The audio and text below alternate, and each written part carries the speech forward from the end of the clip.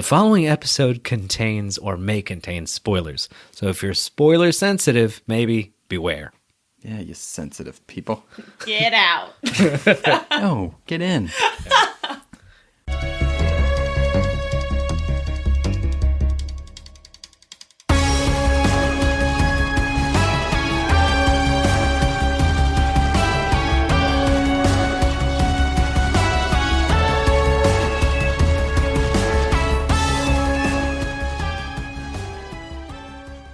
All right, welcome to the Phantom Zone. 3 fans, 1 podcast, and a sea of comics. I'm Noah. Kayla. Jared. Why? Every time it gets weirder and weirder with you. What do you mean? I'm using my superhero voice because we're doing...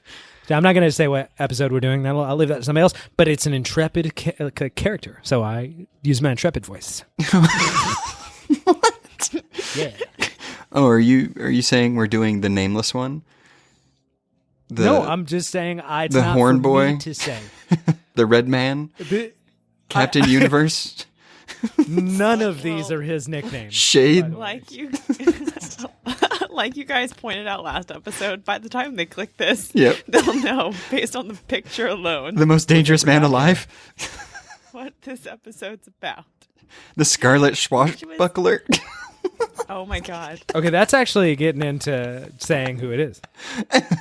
Yeah, so... I think Kayla should say who it is.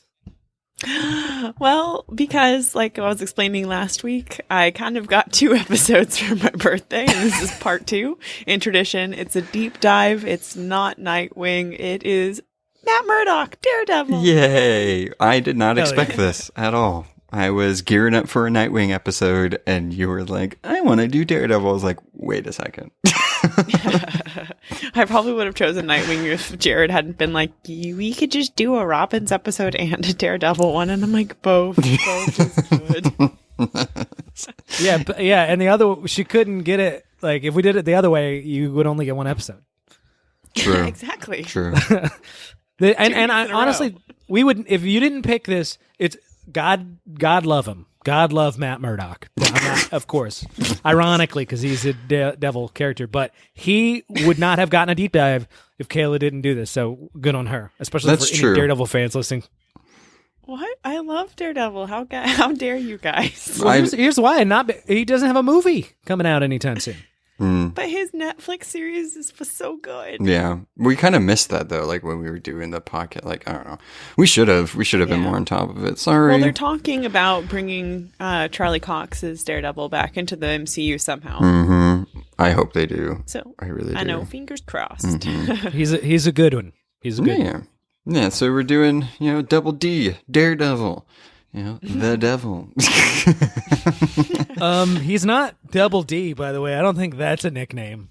When I was doing my research, all of those names I said were all aliases of his. So he has been called those at some point in time. Did you find that on Urban Dictionary? No. Okay, yeah. So should we get right into him, Mr. Matt Murdock? I do have a confession. So I read. Oh, a confession. Well, actually, exactly. So Daredevil was one of the first comics I did ever read, like through, like as far as trades go, because that was my older brother's favorite superhero, oddly enough. And I always thought the artwork was really cool because I remember the cover being all black and white, but he was red, or like if Elektra was on it, she was red. It was really cool. That was really pretty, and I was reading it, and I was like, I have no idea what's going on, but he like has these like sticks, and he flips around. He's super cool. But hey, maybe that's why I like Daredevil. He has sticks and flips around. Exactly, and he has horns. It's super cool. But no, the Netflix series, I only watched the first season. And I need to catch up. So, I mean, it's not like it's going anywhere. Elektra, you actually like Elektra, boo. But she's in the 2nd season, and her actress is really good. I heard. She really convinces me to hate her, even more. Oh, no. Why don't you like Elektra? Is it because she's a strong woman, Kayla? Is that what it is? No, exactly. Yeah, exactly. I like my women weak and pathetic. And in a fridge. Like, that's what... Okay. Well, that's... Hey, You're mixing up Karens, first of all. I'm pretty sure. Yeah. Anyway, let's get to Daredevil. Yeah, so as always, I'll go over his powers or whatever he has, and then we'll get into more of it. So, as you know, his main superpower is he's blind, and that's it. That's all I'm going to say. He doesn't have anything else going on. I'm kidding. Should I do this part? No, I'm kidding. No, he has superhuman He has a superhuman sensory system. So that's like superhuman touch. So his sense of touch is so acute that his fingers can tell the faint impressions of ink on a printed page. So, I mean, like, I don't know what that means, but like, he can really tell what things are by touching. Read a book. It means he can read a book as if it's Braille. Exactly. Even when it's not. Yeah. Exactly. Yeah. Because he can feel the contour of the letters. Mm-hmm. Yeah, and I was during my research, I found it was like a side effect of his sense of touch is Murdoch's ability to manipulate his muscles and internal organs. That's right. Yeah. I wasn't aware of that one. So like, terrifying. if somebody's gonna stab him, can he just like move all his internal organs to like the other side? So No, he's not. He's not some weird flesh creature. But actually, this is worth mentioning because Daredevil has enhanced senses, and we have way more than 5 senses. That's just a conventional Greek sort of notion, like the 4 elements. So we have all kinds of other things. We have like equilibrioception, which is your ability to balance. That's a real sense. It's a separate sense. And Daredevil has an advanced one of those, which is why he's so acrobatic. And I'm glad you mentioned that, just because it's like, don't forget, his senses make him all kinds of badass, agile. Now, it's not just that he can see far, but yes. Go ahead. No. Yeah, no, I mean, he like, even if like his like sense of smell and hearing was blocked, he can still feel the presence of a person standing 5 feet away from him simply by their body heat and disturbance of the air. So like, that sounds like a bad time though. Like, as far as like his senses always being that high, it's like you would never feel like you're alone. Like, you would always feel something, and he can numb himself to pain, but like, I don't know, like even feeling like the air disturbances, it's like, geez. Well, and being so sensitive, he'd have to buy, like the best silky sheets ever because cotton would itch really badly. Yeah. And then I think that is a disability with some people, isn't it? Like their senses are so... Yeah, I'm sure he probably has sensory overload sometimes. He has to get in like a sensory deprivation tank, but I don't even think that works for him. Okay, well let's get to the disadvantages after we've basically covered the ground of what this dude can do. Yeah, I mean, so he has those senses. He has peak human strength. He has peak human speed. He has superhuman reflexes, agility, stamina, endurance, smell, tracking. He's very acute to like illusions, so he can kind of sense past those. Take that, Mysterio. Exactly. And David Blaine. Yeah. He has essentially like no blind spot, which is kind of interesting. So it's very hard for people to sneak up on him. He has lie detection, sonar sensing, superhuman taste, balance, immunity. So he has, I don't really know how much they've gone into this in the comics or if it's like in and out, but he has some sort of telepathy. Like with his training with Stick, I'm sure one of you will get into that, Jared. But he has like minor telepathic abilities, and he's also immune to telepathy. So I don't know how that works. I don't know how all of these characters are always immune to like telepathy. It's always the good guys. All the good guys are immune to telepathy. Yeah, I mean, I like that because I think that on the other end, the idea that like just having telepathy should just immediately mean you just get to win every fight is dumb. Mm-hmm. You know what I mean? And like, because it's one thing to be able to read people's thoughts, controlling them like should be harder. So it's cool that like characters like it takes a Professor X to be able to do that. Not, you know what I'm saying? But anyway, but yeah, what's interesting about Daredevil too is that he has this radar sense, like Noah mentioned. But there's been some like various interpretation because some people sort of just interpret it as an extension of the auditory sense. So he's got like echolocation like bats. Yeah. But other writers have kind of treated it like it's this separate sense entirely, more like a sixth sense, kind of like how dogs know you're around. even when you're wearing, your sneaking shoes. I don't know. Anyway, you get it.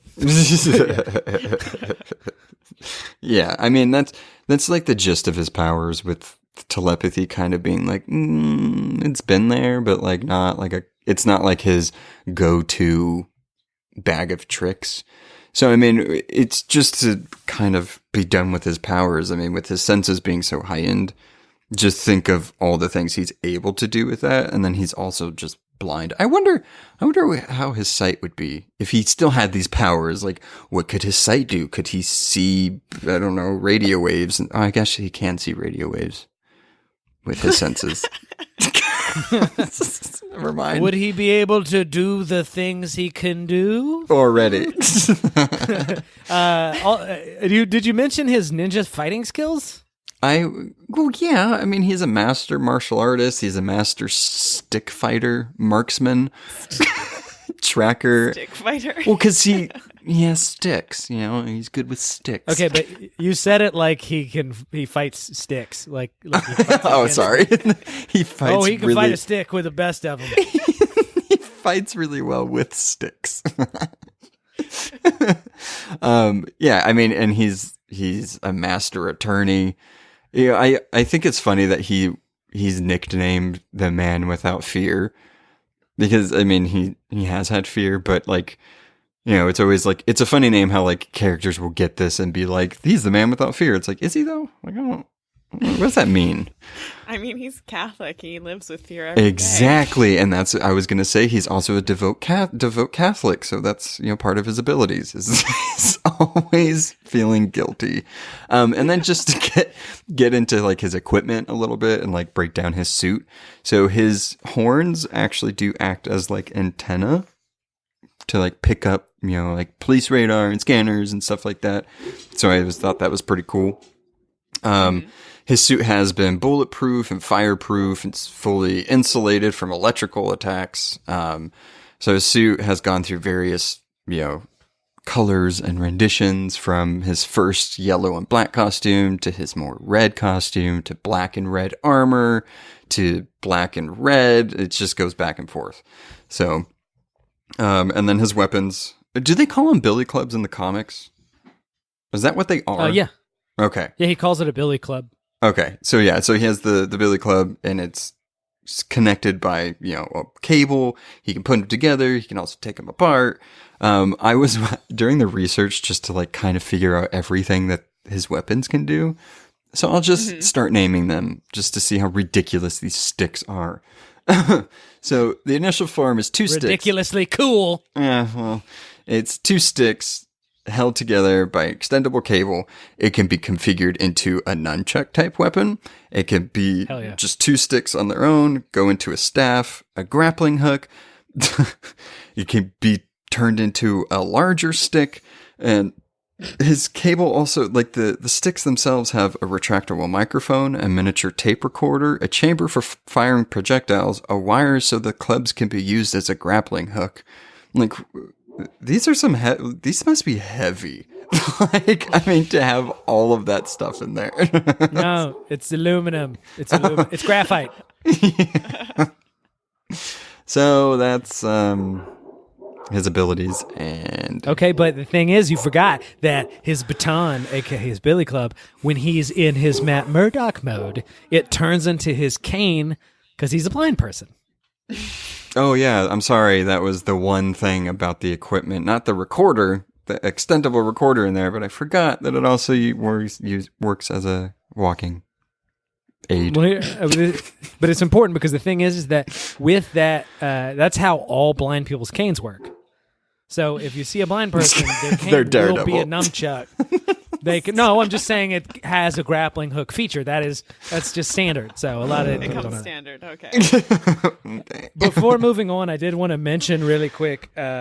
So you said that he dressed up like a devil, and you mentioned that he's Catholic, and it's so much like Batman because you know how Batman is a bat because he's afraid of bats. Well, Matt Murdock is Catholic, and he is terrified of going to hell. So that's why he dresses up like the devil. That's not true, but I thought that was interesting. Okay, go ahead. I mean, that's all I had to say.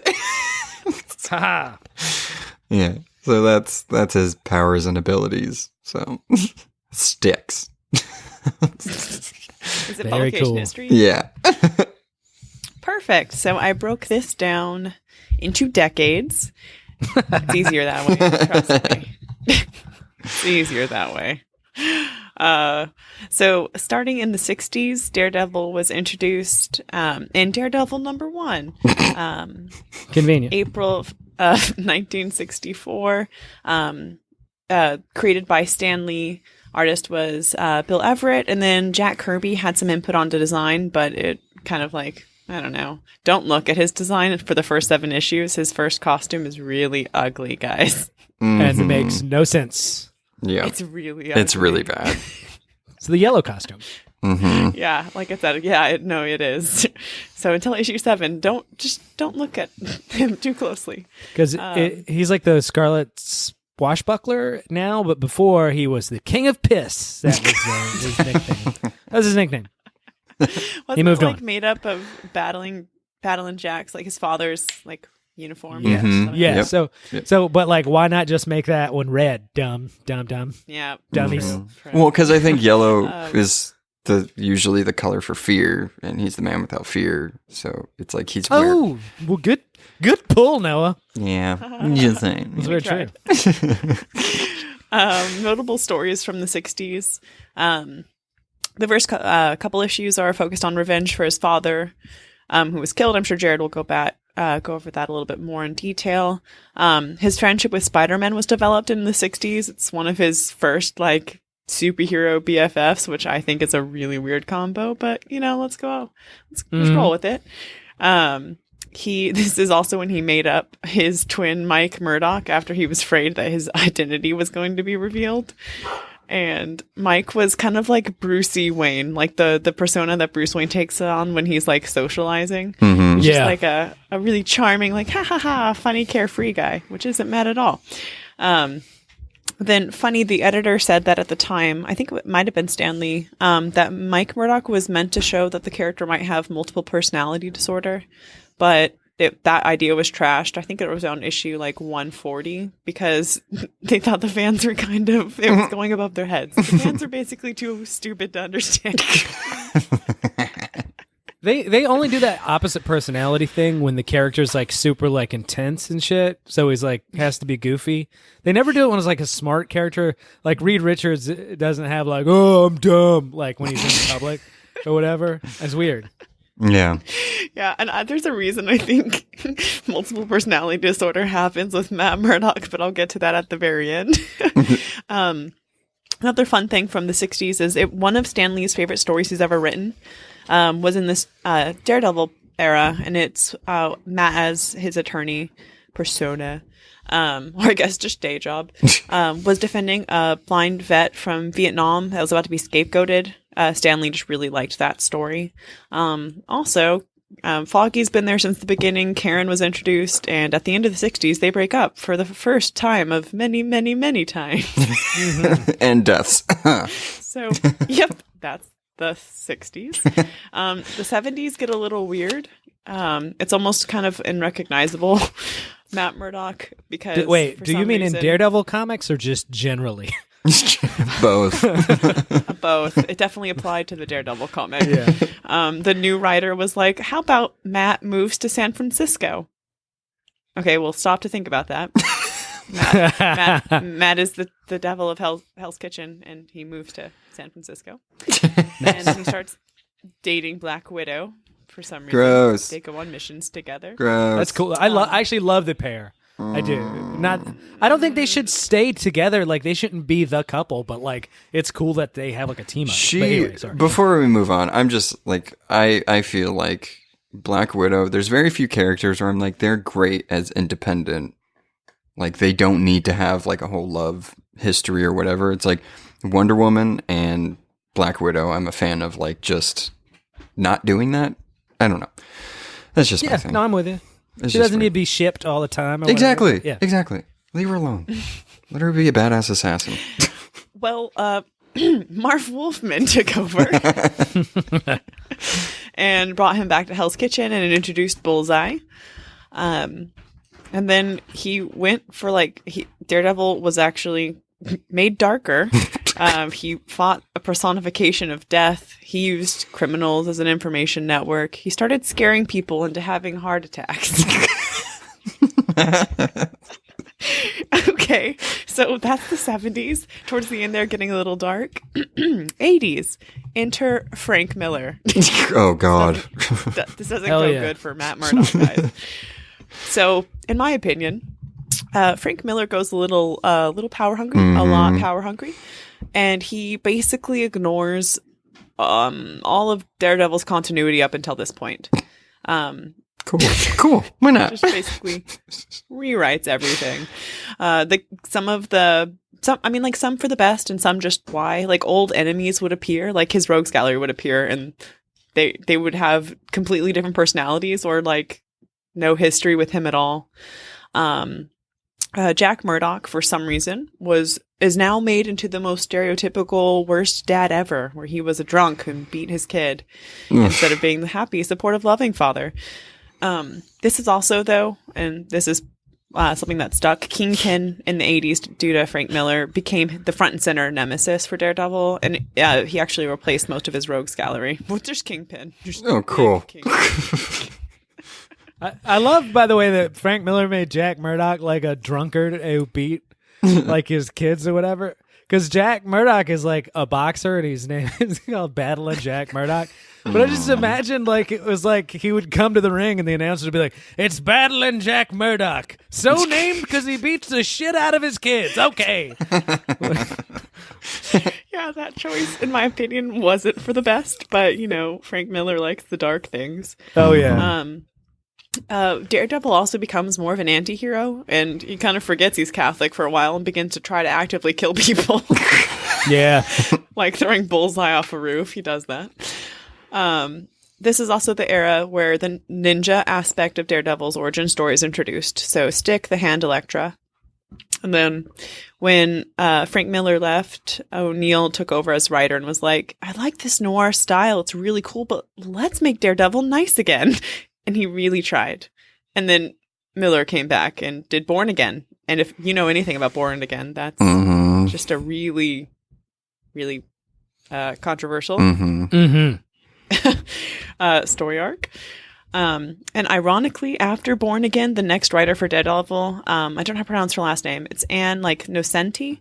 So a woman after Born Again was like, let me do this. She starts writing, returning Karen to not a druggy porn star. Oh, cool. Matt starts lawyering again because he stopped doing that for a long time. Actually, he does that quite a bit because he keeps losing his law license, but wonder why. And also introduces on the lawyer aspect, tackling a lot of different scenes and different progressive themes in the comics, which was pretty cool. And then 90s time. Frank Miller keeps coming back, by the way. He won't leave Daredevil alone. The 90s tries to piece back Matt with his roots. So he's trying to, and the writers are trying to reform his relationship with Karen, fix his friendship with Foggy, add him being a good lawyer, really solidify his roots with Hell's Kitchen. And then Frank Miller comes back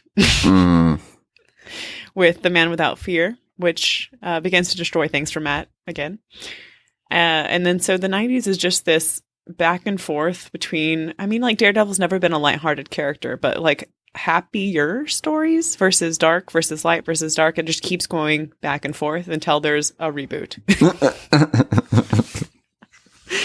And basically 2000s to today hasn't really added many iconic characters, but each author in their new incantation or new story with Daredevil tries to do a different take. Like there's been the more serious take on his relationship with Elektra comes in the 2000s. I think more recently, I can't remember who the writer was, but they try to kind of redo how Matt's powers work, or at least how he sees them, and things like that. But that was Mark 2000s. Waid. Yeah. Oh, yeah, was it? Okay. Yeah, 2000 to today, like I said, no major reboots and no reworkings like Frank Miller. Yeah, what Kayla, I have found that to be true in my reading of Daredevil as well, that like he always bounces back between being like this really sort of brooding, serious character versus being a like more like swashbuckling sort of fun character that would like you could see palling around with Daredevil and stuff like that. I don't know. I mean, what's the actor's name again that does him in the series? Charlie Cox. Yeah, I actually think he must have read his fair share of Daredevil, because I found the best thing about his performance is that he kind of does both really well.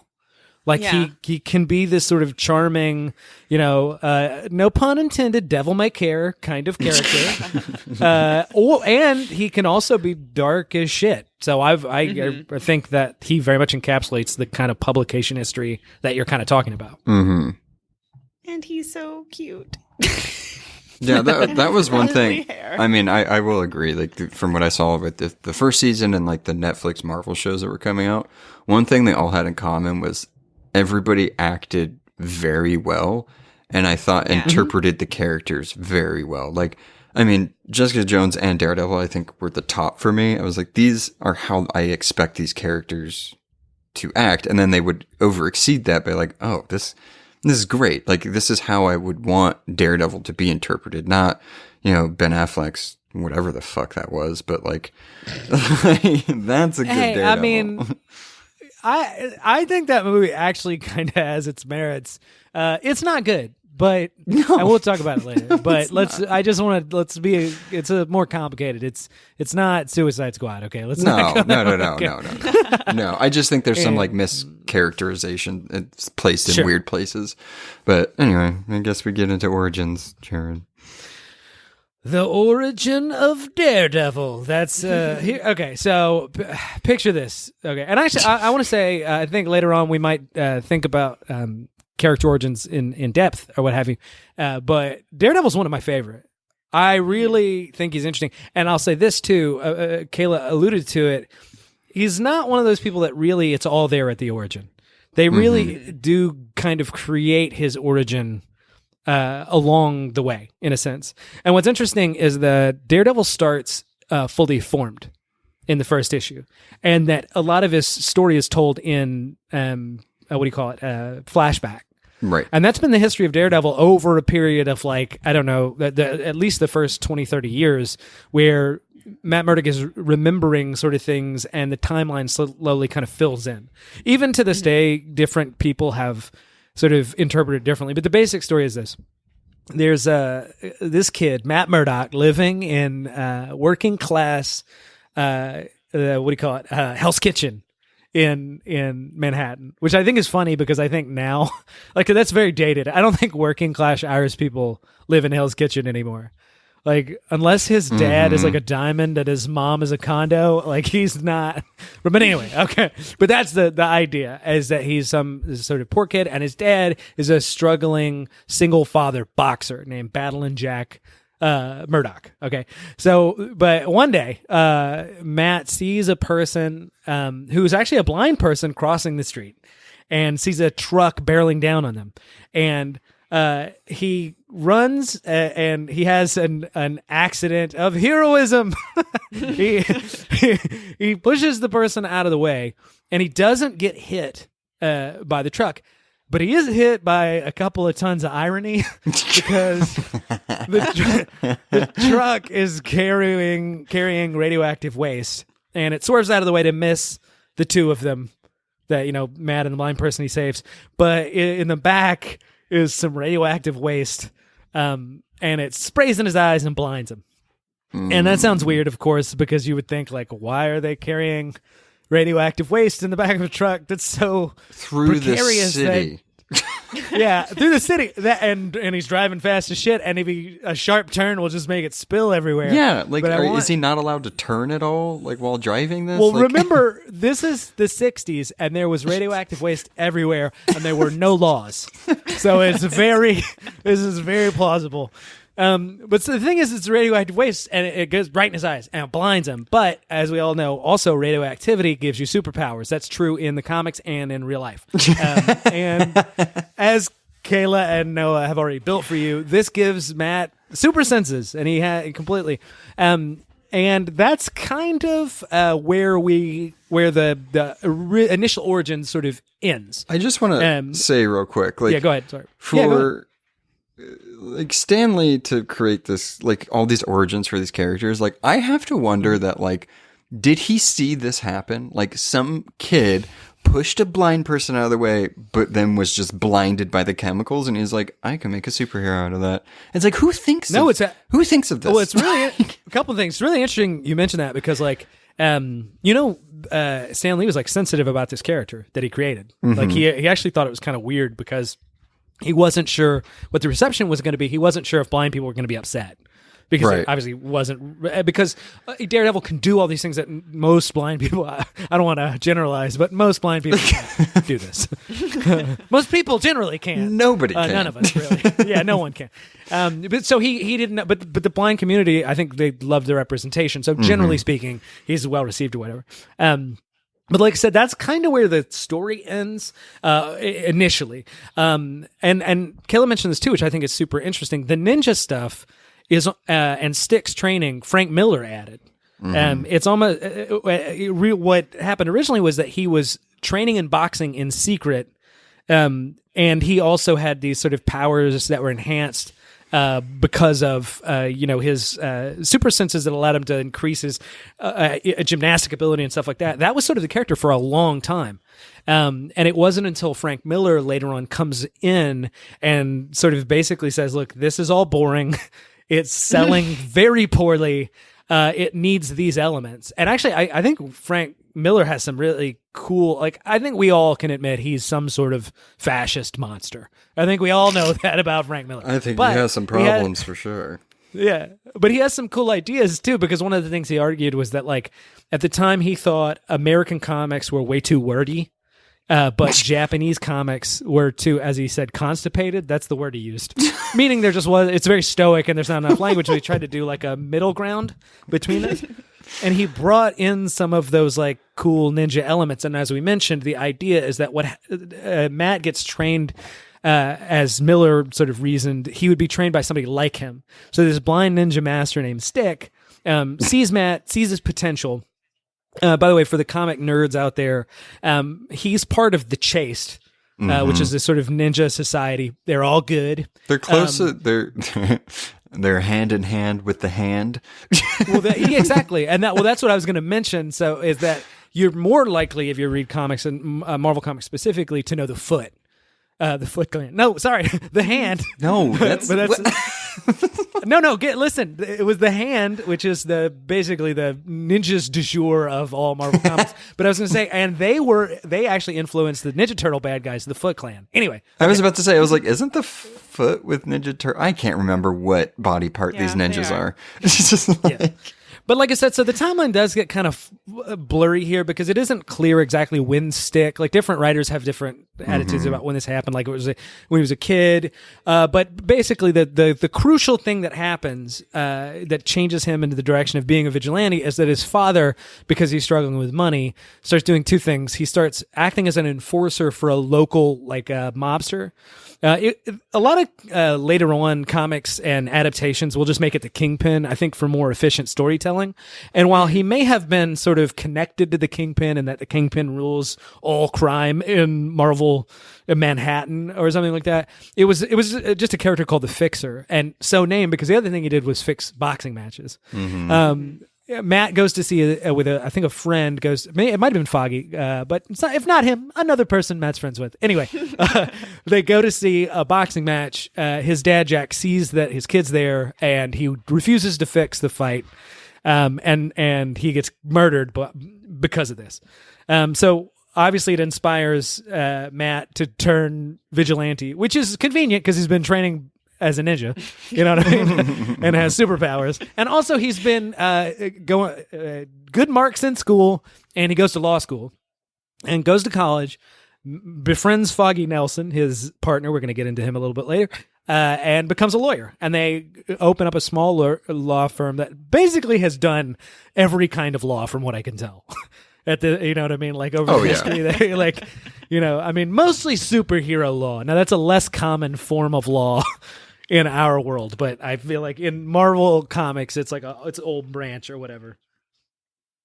There's a lot of lawyers in Marvel. Well, not a lot. There's like more than one that are superheroes. There's Daredevil and She-Hulk. Yeah, that's yeah. So two. You got two. No, there's got to be more. I feel like there's more, or at least there's characters that are lawyers.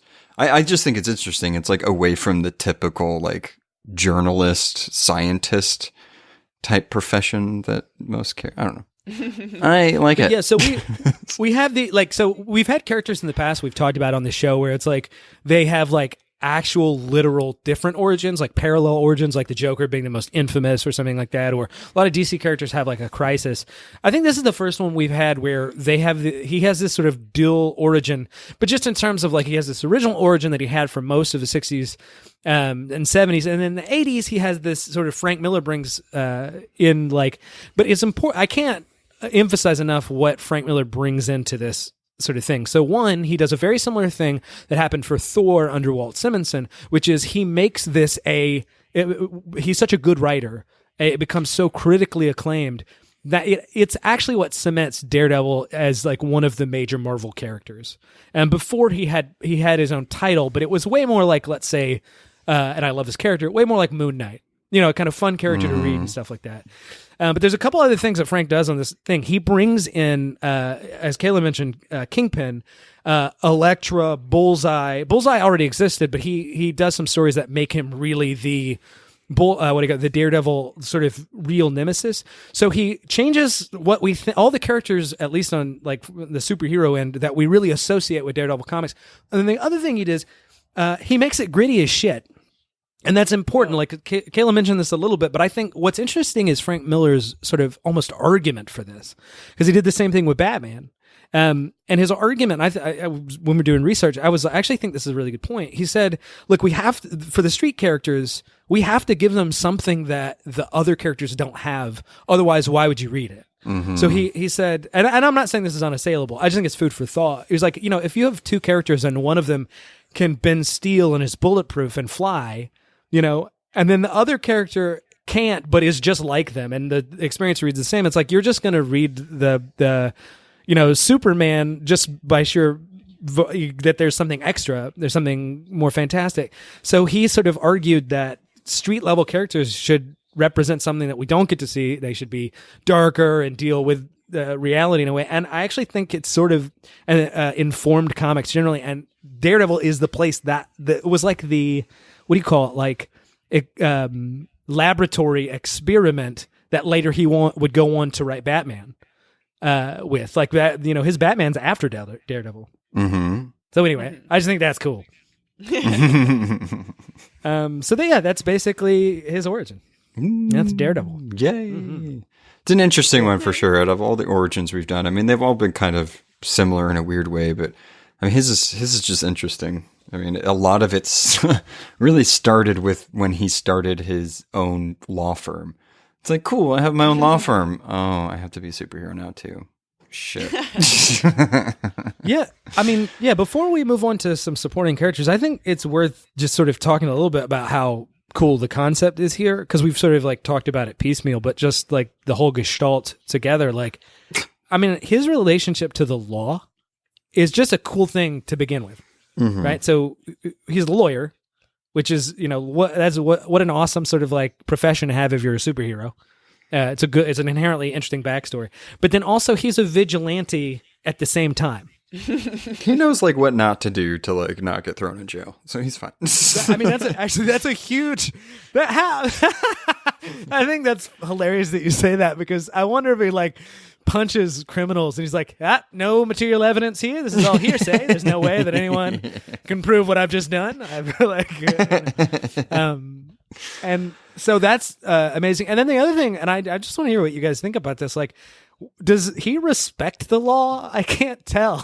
He respects justice and like the system for it. I don't think he necessarily like respects the law, but like he has to have a little wiggle room, otherwise him and Punisher wouldn't get along as well. Exactly. That's a good point. Yeah, and the joke here, I think, is like he's a lawyer. Of course, he doesn't respect the law. What are you talking? I'm not I think up on my lawyer jokes. I'm sorry. no, well, I'm just saying, like, that ironically, the people that would least respect it are probably lawyers. Yeah. But I think, I don't know. I mean, the way that I think I've read this before is that, and I think every writer has a different interpretation, but it's sort of like he does his best to do everything you can legally, and not just not doing illegal stuff, but as a lawyer. So he goes to the extent of that. And then what justice doesn't do, he will hit you in the face with a club right in your face. But also what's funny is that, it's funny because, like, Matt will usually be the defense attorney. So it's like he's a defense attorney during the day most of the time. I think most of that's usually what they do because he's not like a DA. No. And, and at night he prosecutes people by hitting them in the face. Morality. Yeah. I mean, it really is complicated. I think he's an inherently interesting character just on that basis alone. So. All right, moving into supporting characters here. We'll get Who should we start with? good old Karen out of the way because we've talked about her. Yeah, let's get the porn star, hey, drug addict. Hey, oh, you better watch yourself. Let's not. Well, let me do that. No, I'm glad I'm not gonna shit on her that much, and just because generally I don't like shitting on characters that much. But you know how we were talking before, like where it's like we did Spider-Man villains or something. No, we did love interest, and we were talking about how, like, you're either Gwen person or you're a Mary Jane person. Mm-hmm. And in this case, you're either Karen person or an Elektra person? I think I can't equate them. So many people. Yeah, I can't equate that to, like, the same, like, are you Team Edward or Team Jacob type thing. Like, I don't know. It's so weird with, like, Karen and Elektra. Like, I don't think he should be with Elektra, and I don't necessarily think he should be with Karen either. I don't know. He should sort out himself. Exactly. Yeah, he needs get on Tinder, first of all, or he's a Catholic. He's a Catholic, so he could go on Christian Mingle, I would say. That'd be mine. All right, so getting into Karen. So she first appeared in Daredevil #1, April 1964, so right from the beginning. She was there, which is I always like that when these characters are so, like, intrinsic to those characters that they were there since the beginning. Since the intro. Yeah. And as you know, if you've seen the show or read some of the comics, Karen was hired to work as a secretary for Matt Murdock and Foggy. When they opened their law firm, she at first was concerned about Matt being a blind man in the big city. And I guess that all went away when he would do, like, things like know when not to cross the street. There was a lot of, like, I remember reading some of these comics and being like, how do you not know something's up? Like, he's catching flies out of midair. He's blind. Because nobody wants to offend him. That's what it is. Like, if you sound condescending, if you're like, you can open doors? Like, it's like, I'm not, I have arms. And so it's probably similar. It's like, I can cross the street and catch flies. Of course. While working there, she met... I'm just like you. While working there, she met the Fantastic Four. When they discovered they were going to need an attorney in order to settle some legal issues, the Fantastic Four sent the Thing to Nelson and Murdoch's law office to hire them to handle those issues. But Karen Page was kidnapped quite often during Daredevil's battles, first by Owl and again by the Purple Man. So... Stupid Purple Man. Yeah. Her overlying theme in this, it's so much like Jane and Thor, where it's like they worked together or in some capacity, and the woman is always getting kidnapped, like, constantly. It kind of gets... Oh, but it's worse. Because they make her a straight up dirtbag. Sorry, go ahead. But I'm just saying. Yeah, she doesn't really... She gets really weird when she finds out about his identity, and she's super suspicious all the time. Like, there's a weird difference between, like, Mary Jane and Peter, where she kind of, like, gets upset if they have plans and, like, he keeps skipping out. And she's like, does he like me? I don't know. And then, like, she kind of forgets about it. But Karen was always really persistent about it. to the point where like Daredevil knows when like somebody's upset or lying, and like he's like, I can tell she's suspicious right now. Like, why is she always suspicious of me? It's like, well, because you're lying, one, but also like she cares so much about like what he's hiding. It's weird. It's a weird dynamic they created for these two characters. Also, it is she has also a realistic reaction to having a secretive, super vigilante boyfriend. Yeah. That's very true. It's also weird that he can tell when she's lying. So Daredevil's like Mel Gibson from What Women Want. He just knows. It's like, oh, she thinks I'm an asshole. Damn it. All the time. Oh, God. So, I mean, her relationship with Matt, Matt never expressed his feelings to her, even after she expressed the feelings and she decided to leave her job. Matt pretended to not be interested in her. That way she would kind of forget about it, but it's comics and they're love interests, so they end up getting back together, especially when Nelson became DA. She became his secretary, so it was always just involved with Matt anyway. Karen's dad ended up dying, which, fun fact, Karen's dad was a supervillain called Death's Head, which is a very interesting name. That's terrifying. To name yourself. And then during the funeral, Matt revealed to her the secret identity of Daredevil and accepted to leave his heroics to marry her, which I don't know how that works. And that seems very selfish of Karen for wanting him to do that, because he ended up not doing that, and she got upset, and she ended up leaving to pursue her actress career. So yeah, Karen is a dirtbag. It's so weird because we can talk about this, but she does fucked up shit, and the writers are sexist for making her do that. Well, stuff. so that's the thing. Like, Yeah. I didn't want to really go into much of like, because there's a really weird period before Karen's death.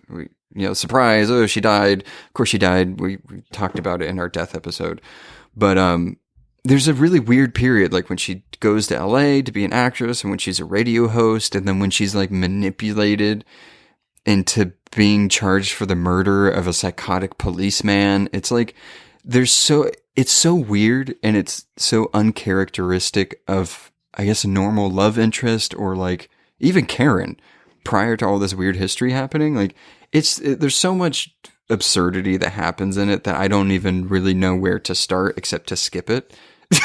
But I mean, it's worth mentioning because it like it's writers trying to create these stakes, and they are stakes, But it's sort of like, okay, so let's make his girlfriend a junkie and give her the secret identity. Yeah.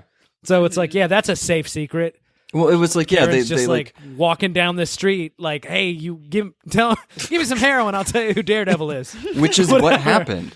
That's like exactly what happened. She got addicted to heroin, and I believe it was her agent, if I'm not mistaken, was the one that ended up working for Kingpin and that got the information in the first place. Like, it's so, I don't know. And she got into porn for a while. Like, it's not. She didn't have you just the say best. that so casually, like, she got into porn, and it's just so bad. Well, and then It's just so sexist. It really is. Like, that's why I think it's gross, and I don't really want to really pay too much mind to it, because that's essentially it. Like, that's like her weird, darkest periods where it's like she got upset because she found out Matt was Daredevil, and then he was like, I'm not going to be Daredevil anymore. And then, of course, he couldn't stop being Daredevil. She got pissed off about it and was like, then I'm not marrying you. And then went to go be an actress in LA. It's like, what? Do you not love him? Like, I don't know. Like, well, that's I mean, so weird. And we can get pissed about it. And I think there's some piss to be about it. But I will say this. In some sense, most of these stories where she ends up being a victim, it's because she's close to Daredevil. And this is just in some sense an extension of that Spider-Man trope of like, the enemies will try to hurt you by hurting the people you love. Mm-hmm. And this is just a grittier real world version of that. So women, especially during that period many women are today still vulnerable to that sort of predatory behavior. So in some sense, it's like, I'm glad that this reality made it to print. On the other end, she becomes a really, really degraded character. Yeah, and it's so all the writer's fault. I mean, they put her in this situation, and then they try to reverse it in a weird way.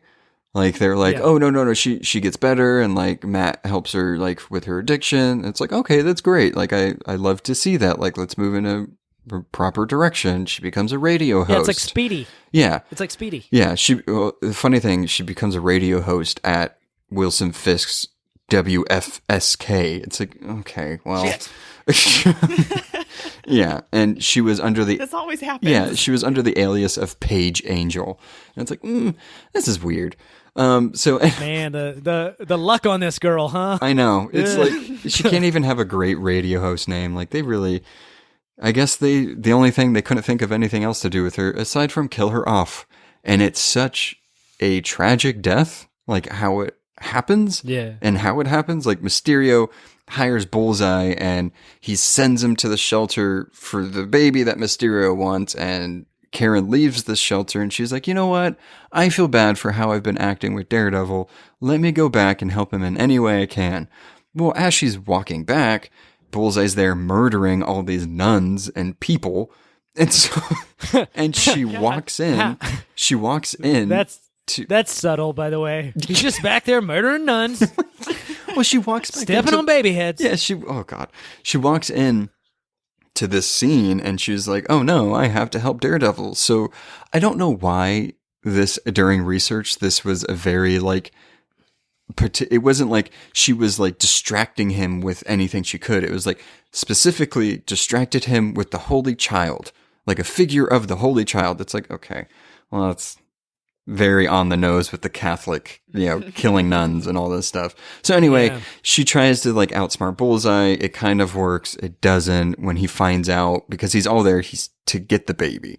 And when he finds out that, there was a swap, he turns around to throw Daredevil's stick at Daredevil to kill him.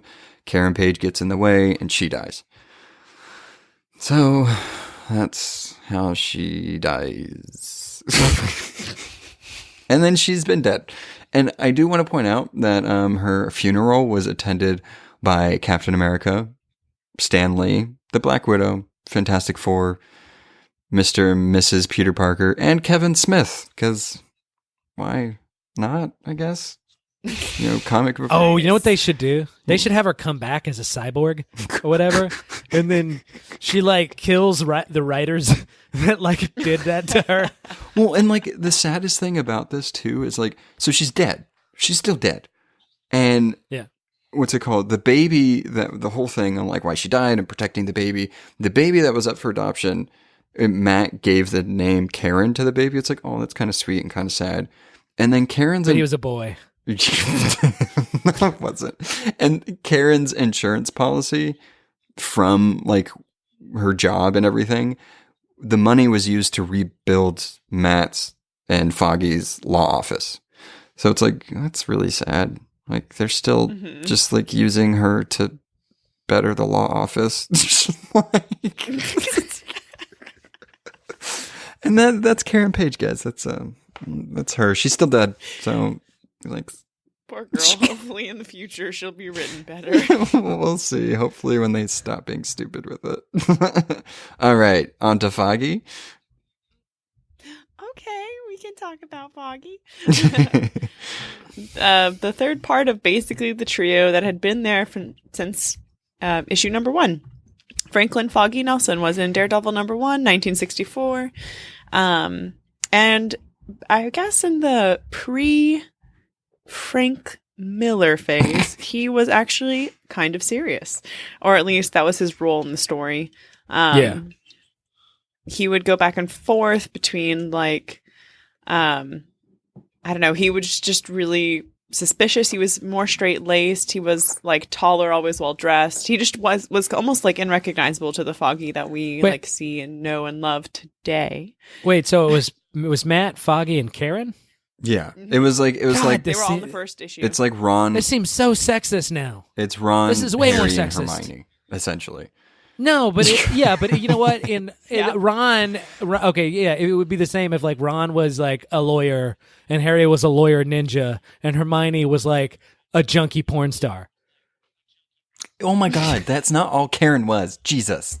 No, but that's I'm not writing her over that it, way. over it. Sorry. Over it. Move Okay, on. it's just a lot. It's a lot to take.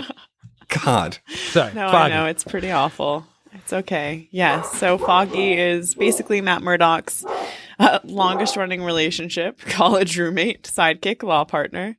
Like I said, the early years were kind of there was a lot of tension between the two because Foggy had a really big inferiority complex when it came to Matt.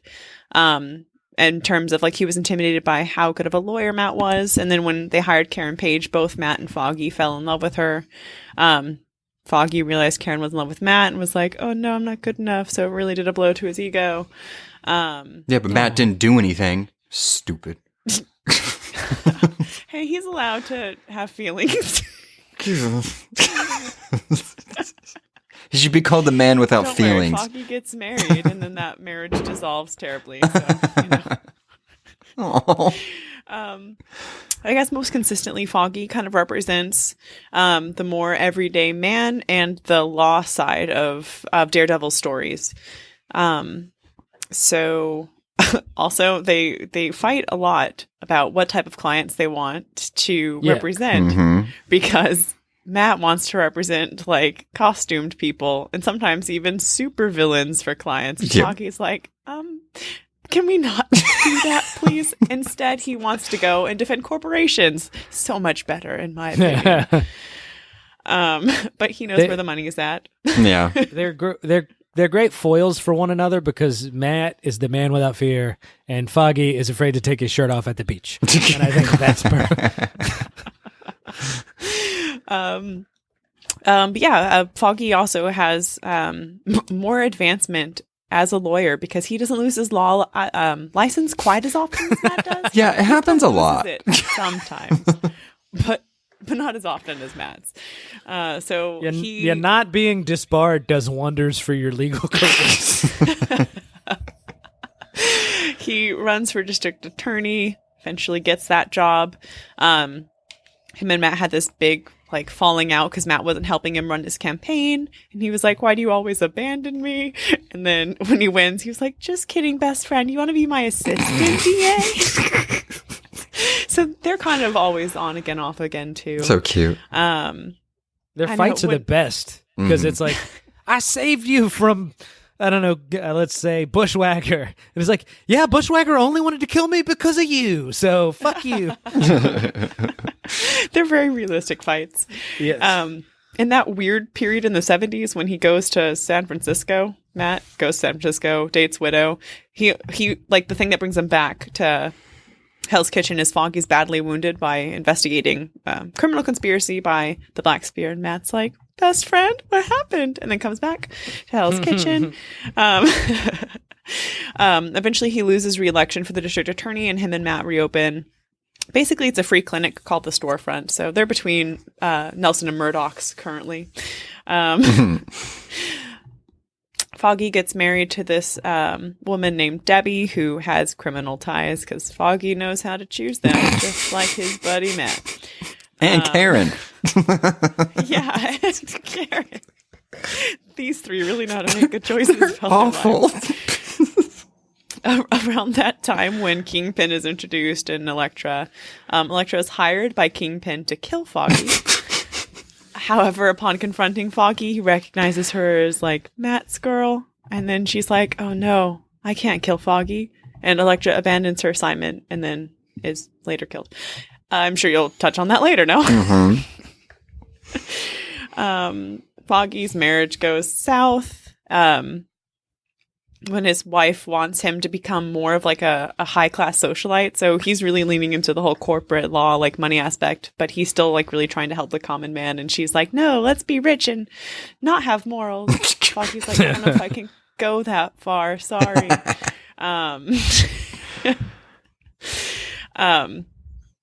A lot of the Kingpin, oh my gosh. So what a common theme. This is one of my favorite parts of their friendship is Matt is constantly faking his death, and he doesn't tell anyone, as you're supposed to do when you fake your death. It's kind of a shitty thing to do to your friends and family and people that love you. And Foggy's always like, oh no, Matt's dead. And when he does it again, oh no, Matt's dead again. And Matt, like, always eventually comes to the decision or has to reveal his identity. The one time that Foggy has to fake his death, he's put in witness protection, and he tries to escape witness protection to tell Matt he's still alive. He tries to escape. He's caught. He's put back into witness protection, and then he escapes again just to tell Matt that he's alive. It's like he never Foggy's a better friend. cared to tell you. Like, let it go, Foggy. Let it go. This guy is constantly out of breath too. I gotta say. Also, like, that's his whole. I could literally just watch like a whole hour-long episode of Foggy doing that, trying to escape witness protection just to tell his best friend that he faked his death. Just like, I think it's so cute. He wants him to know. Since you mention it, right now there's a comic book out called Punisher Kill Crew, and the whole deal is that Punisher is going around Asgard to kill a bunch of people who like trolls and frost giants and stuff like that. Revenge for War of the Realms. And it's him and Juggernaut and Black Knight. I mention it because for some reason, Foggy Nelson got roped into the whole thing. What? So it's Punisher going around and killing people and Foggy being terrified. And they'll be like fighting a bunch of trolls or something like that.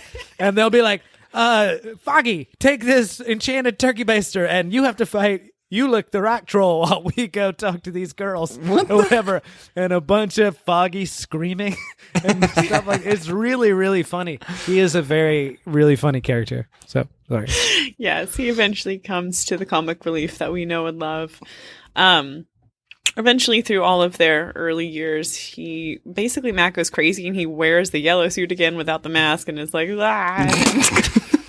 Karen and Foggy are like, Matt's alive again. And then because he's not wearing his helmet, they're like, Matt's Daredevil, I guess.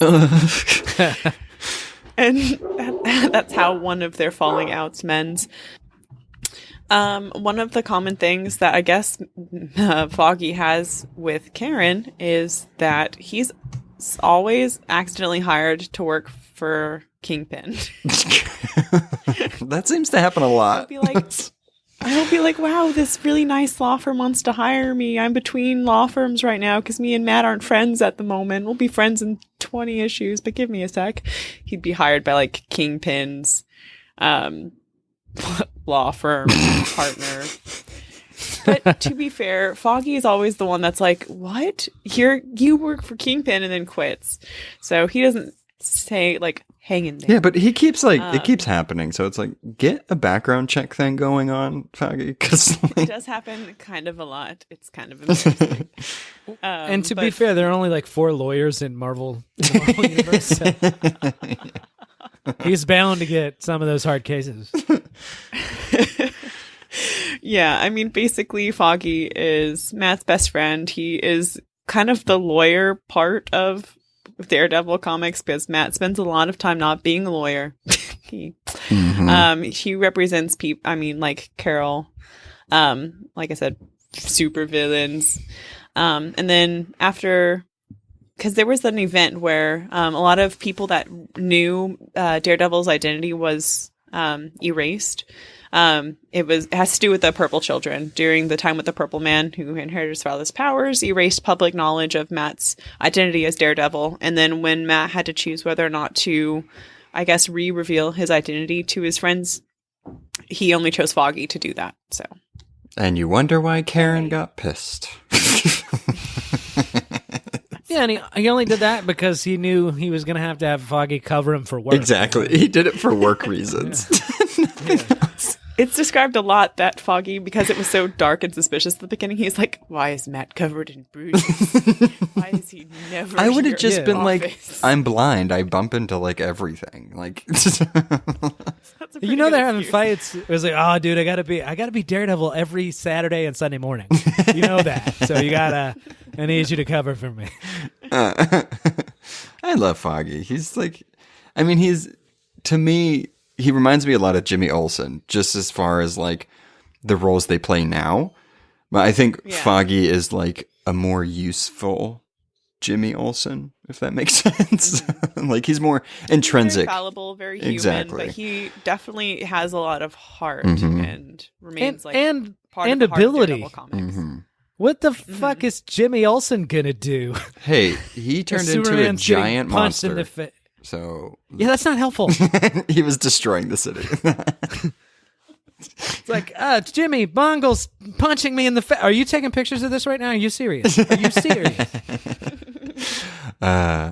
Okay, moving on to Elektra. Yeah, she tiptoes between the good and the bad. But, it's Elektra. She's so cool. I do not understand Kayla's anti-Elektra stance. She's so cool. Anyway, so okay, wait, before I go in, because how do you say her last name? Nachios. Nachios, right? Yeah. Okay, that I was assuming it was that, but I didn't want to say it wrong. Okay, so Elektra Nachios. So, Good job. just to kind of give you a little bit on like her capabilities before I go into what she is. I won't get too much into it. But she was resurrected by the hand, and it pretty much connected her with this demon known as the Beast. That's original. And it gave her various like enhancement abilities.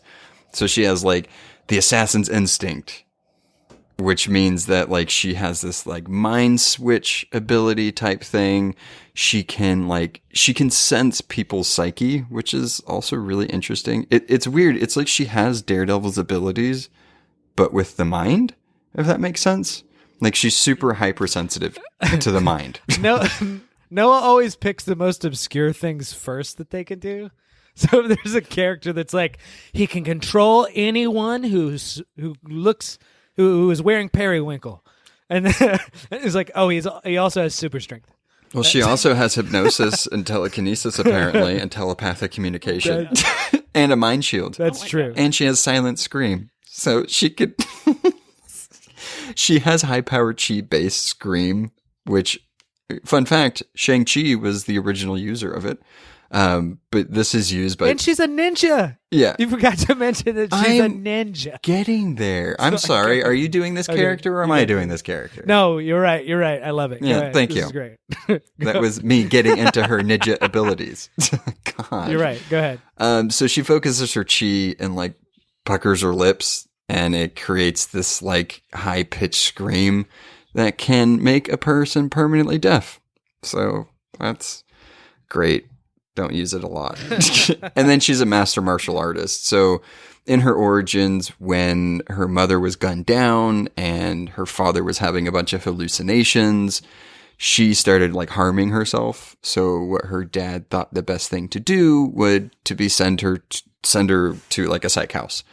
And then when she came back to continue healthy mental health, she got into martial arts. So that's where her martial artistry came to be. Her dad was when you put your kids in karate, you don't think they're going to become like an assassin. Yeah. But it's weird. It seems like in comics, every time these people like Echo, they put them in martial arts because like they excel in extracurricular activities. Nothing bad could happen. And then somehow they always end up in the hand. Like, is the hand just running all of these karate classes? Like, I'm concerned. Well, no, honestly, it's because the hand is like this cheap way for Marvel to bring back dead characters. Oh yeah, yeah. I mean, it's like the Lazarus Pit with the League of Assassins, but I think they do it more tastefully. Anyway, so her dad was appointed the Greek ambassador for the United States, and Elektra tagged along, and this is further in her career of being a ninja, essentially. While there in New York, she saw Matt leaping across the rooftops. Obviously, not Matt, but like Daredevil, Matt. And Matt could sense her, and he kind of got interested in her, started chasing after her. She ran. She was using articles of clothing as a trail to lure him, I guess. So, and then it ended up, she made the trail of clothes lead right to cops, and the cops detained him, but they're like, oh, he's blind, so we'll let him go. And Elektra had a lot of fun with that. And then the next day she pulls up into a car without her saying anything and Matt saying anything. Matt just gets into the car, and Foggy is like standing next to him like, what the fuck just happened? Like, they're walking on the street and he just gets into some random car and then leaves. So, and just to like paint a picture on like how kind of crazy Elektra is, they traveled to a cliff and stood at the edge, and she told Matt that they were two of a kind, different from everyone else. They live on the brink, drawn to the edge. And then she threw herself off the cliff and crashed through the ice into the water. And he was like, oh shit, jumped after her to rescue her. She swam underneath and was like at the shore laughing because she thought it was funny that he thought she died. So she's like, all the other guys I've done this with are dead now. Yeah. Good job. Yeah. And then fast forward a little bit to kind of get into like what she normally does. So she's I don't know who to equate her to that's more well known. So she's like an anti-hero, but she kind of does what she wants. So when before her and Matt started like training together and like falling in love, she saw a group of like I guess gang members or whatever bragging about what they did to some woman. And so she like lured him into an alley and like acted all defenseless and was like, I promise not to scream. And then ended up like kicking them so hard that like it broke their vertebrae and killing all of them. So it's like, oh my God. I mean, more power to you. Like, cool. Like, get all those rapists off the street. But it's like, would kicking them in the junk to break their vertebrae really be the best way to do that? Like, if you're a fucking badass, it would. If you're a ninja, because here's the thing: if you're a DC fan, Elektra is like if Catwoman and Lady Shiva were mashed up. Mm-hmm. She's very similar in that way. Yeah, exactly. And then just to brief more on her death and resurrection. Bullseye was determined to like be Kingpin's chief assassin again. So he was like, I'll kill Elektra because Elektra's like the best one right now. He did end up killing her by impaling her with her own sai. Yikes. So yikes. That's cool. And then what's it called? The hand attempted to resurrect her and placed her fully under the control of the magic ritual. The stone, a member of Styx's order, completed the process, bringing Elektra back to life after Daredevil had purified her spirit through sheer force of will. Now, purged of the hand's corruption, Elektra left Matt's side, determined to find her own place in the world. Then she was killed again, and then brought back. And then she had a bunch of solo stuff, and then Secret Invasion happened, where it was really a scroll. And then she was in Heroes for Hire and Thunderbolts. And I mean, she's kind of just all over the place. But she goes in and out of being kind of good and bad depending on where she's at, because she was Kingpin's right hand, like top assassin, but then also worked with Daredevil. So, I mean, she tips the line a lot. Wouldn't you say, Jared, she's more often kind of good than not? Almost always. Yeah. Like, so she's very murdery, but she, again, it's very much like Catwoman in terms of like what she's usually up to. Mm-hmm. She's usually breaking the law in some respect. She's not a superhero by any means, but she's almost always like fighting for like the greater good, or something like that. So you almost never see her like working for a villain or anything like that. Like, she's all about the honor. Yeah. But, you know, she expresses that by stabbing people in the face with a sai. Yep. So, yeah, she has sais. She has a striking red outfit all the time. I mean, I've always liked her. I always thought she was interesting, kind of mysterious a lot of the times. Like, you never know how she's going to act. Like, she just seems like a wheel is spinning in her head. Like, do I murder or do I not murder? Like, I just like... That seems to be your type. Yeah. So, I mean, I like her. So that's Elektra. Well, honestly... She reminds me of like Ninja Wonder Woman a lot, too. Yes. Yeah. Like in terms of like her I know this is weird, but like her female energy. Mm-hmm. You know what I mean? Like what she off-puts is because she's sort of stoic, but she's, you know, and like powerful, but she's not like a bitch. Yeah. Which is really cool. Yeah. So should we get into Mr. Big Old Fatty McFat Kingpin?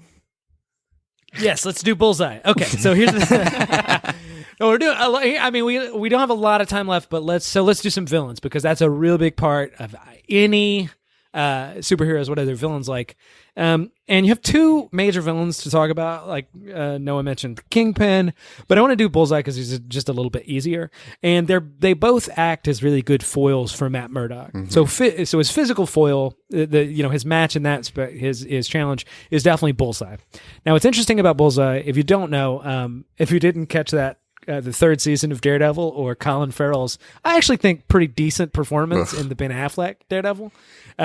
He chooses scenery, but in a way I'm like into. Anyway, so Bullseye is a sort of ninja kind of character, meaning he's very agile and has martial arts ability, but his signature ability is his aim.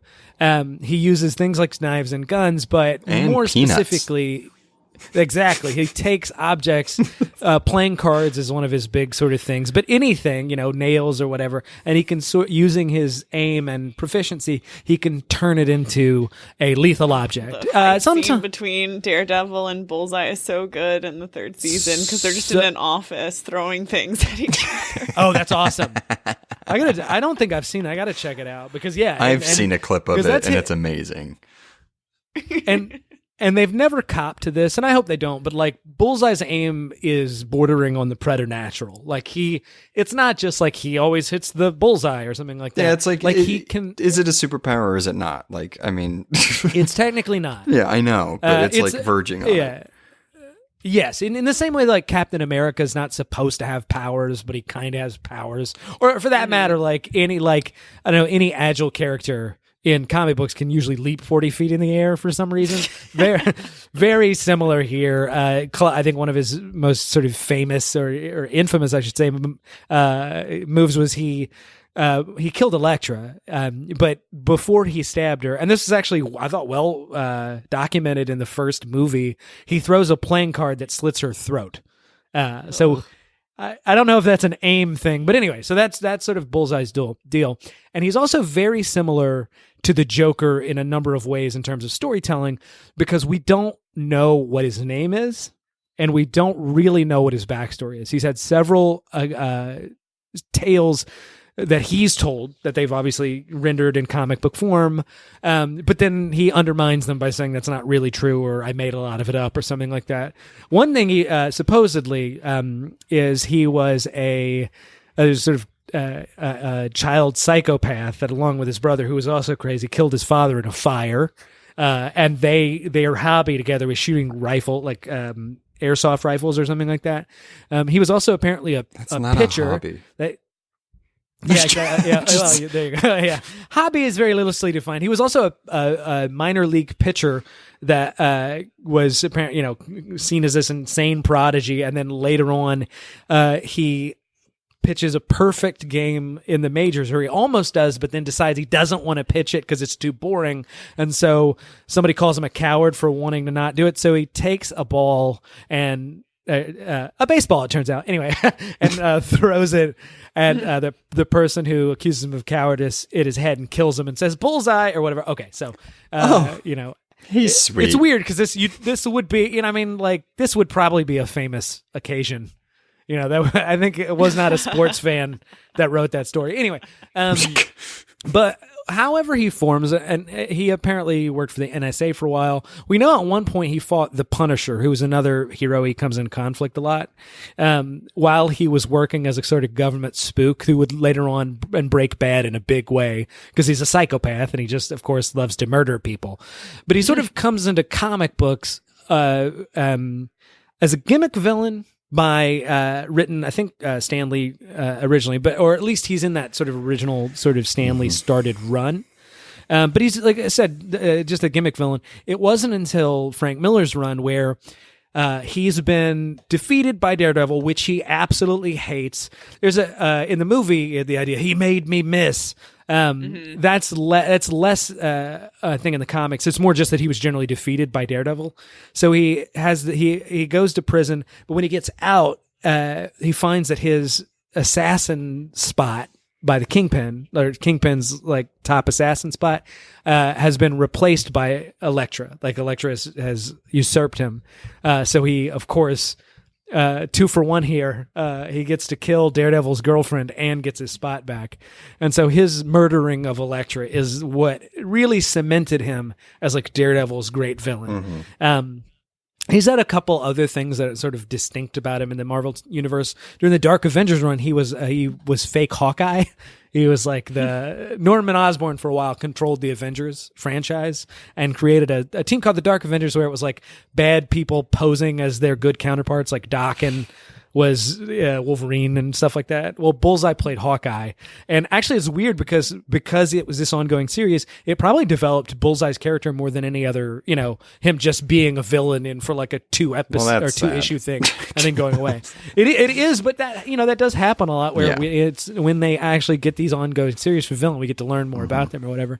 And that's basically Bullseye. He's a huge prick. And it really is like he's that character that's one absolutely terrifying. He's like weirdly enough like Zaz from the Batman if you're a DC person, and that he's deeply murderous and lethal and everything like that.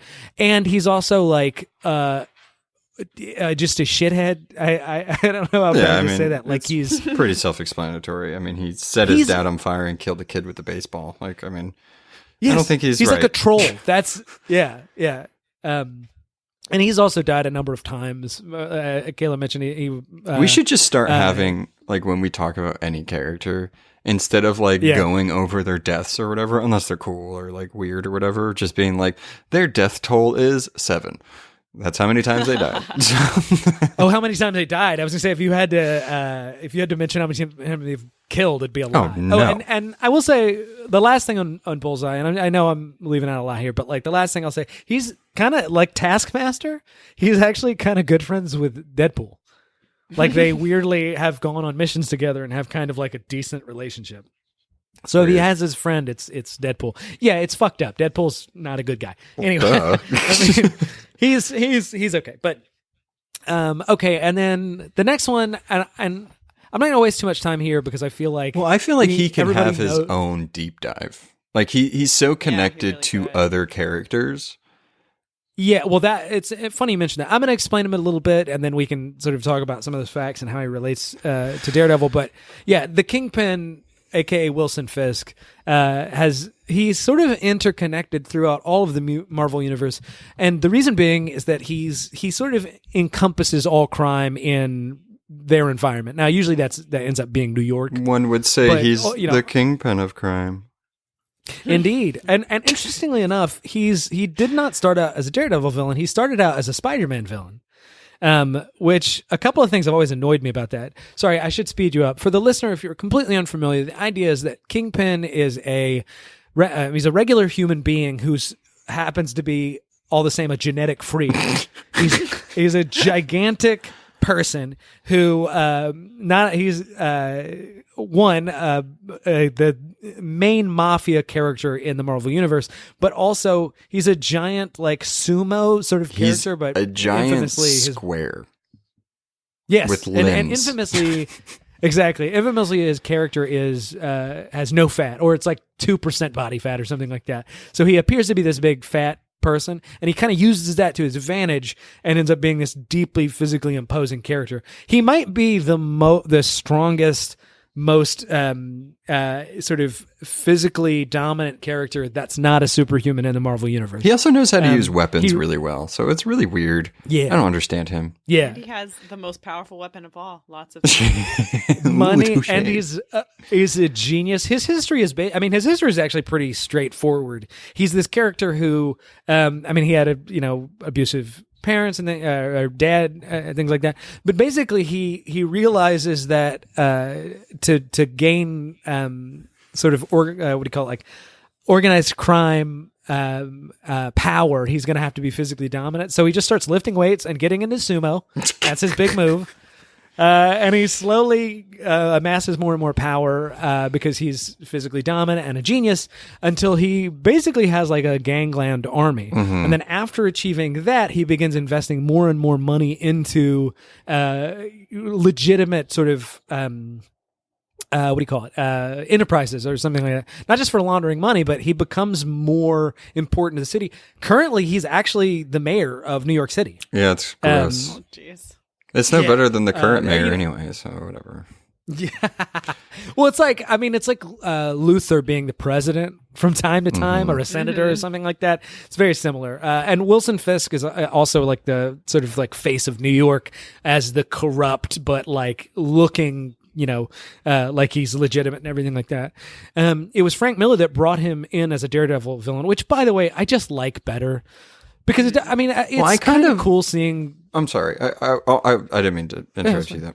But whatever. No, go ahead. I kind of like that he's like this weird villain for like all of the street heroes in New York. Absolutely. So like the Heroes for Hire and like all of that. Like, I don't know. I've always kind of liked it. Like, I've never saw him as just a Daredevil and Spider-Man villain. I've seen him kind of as like Luke Cage and Jessica Jones and like all of them. But yeah, I'm glad that Frank Miller brought him over as the premier street villain and specifically Daredevil villain. It just makes more sense. One, Daredevil is the like consummate legal lawyer character, so it makes so much sense to have as his bad guy a mafia boss, as a person that defies the law, is above the law in some sense. And then the other thing is that it makes more sense than Spider-Man, because Spider-Man is a gigantic, or has, he can rip car doors off with his hands. And I'm sorry, it's like I have to suspend too much disbelief to think like this big sumo guy is a threat for him. Yeah. But a little ninja, I believe this big sumo dude can beat up this little ninja. Anyway, but yeah, so basically that's Kingpin, and I have to give a shout out to a huge fan of ours, Mahoney Slushy, that just wanted everybody to know that he believes that Michael Clark Duncan's Kingpin is still the greatest depiction of that character. And I don't know that I actually have to say I think it's kind of a breakout performance in an otherwise not great role. I love Vincent D'Onofrio, but I kind of have to. Yeah, agree I think it's a really fantastic. good performance. Also, yeah, I think Vincent's better, but anyway. I mean, they're both equally good. I think they're both. I don't know. I mean, I like them both. So that's the Kingpin. Oh God. Comic book recommendation time. I guess I'll start it off. Okay. So I would recommend a more recent Daredevil. It came out in August of this year. It's by Chip Zdarsky. I think that's how you say his name. He's the one that's done the life story of Spider-Man. But in this one, he actually, so it's like it's kind of like a number one of Daredevil coming back. And I think it's a good mix between doing the like lawyer drama type stuff, mixing kind of some dark Frank Miller stuff, but then also keeping Daredevil, I don't know, where he should be. It's a lot of good psychological drama, and it really did it for me. So that's my pick.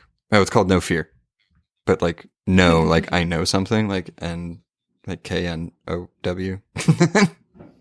Smart title. All right, next.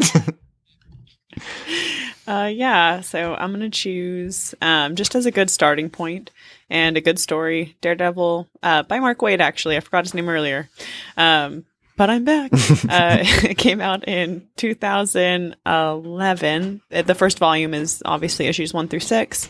Matt is trying to resuscitate his law practice and takes on a case with police brutality. So it's pretty socially relevant. And then as Daredevil, he's facing an enemy called Claw, who's a master of sound. So it kind of disrupts his sonar abilities. So that might be a good place to start. That was literally my recommendation, but that's cool because I got another one. But I just want to double down on it and say it's my favorite Daredevil. It's a great pick. That's the real recommendation. Get that one. But I got another one for you. One sec.